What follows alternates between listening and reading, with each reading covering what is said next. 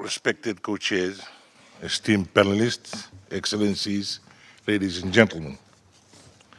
Today's dialogue emphasizes the importance of multilateralism and the collective efforts to peace and security. Since 1978, Fiji has been part of the collective effort to maintain peace and security through our contributions to the United Nations peacekeeping operations in conflict-affected regions all over the world. The nature of threat against international peace and security has extended beyond the traditional confines of conflict to political, economic, social, and environmental dimensions.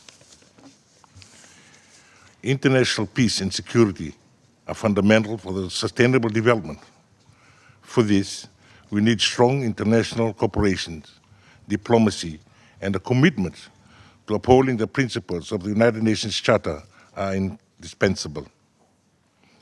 Our multilateral system must be reformed to be able to respond to new threats and to the challenges of the 21st century.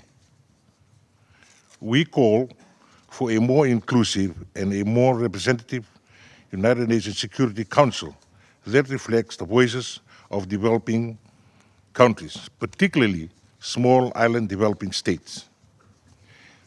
Increased cooperation between the United Nations regional bodies and member states in the fields of early warning prevention, peacemaking, peacekeeping, peace building is important.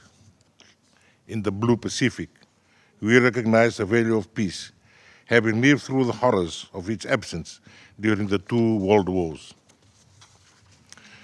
We need to advance the region as the ocean of peace. And guided by the 2050 strategy for a Blue Pacific continent, we are committed to realizing our vision for a resilient Pacific region of peace, harmony, security, social inclusion, and prosperity. We cannot do it alone.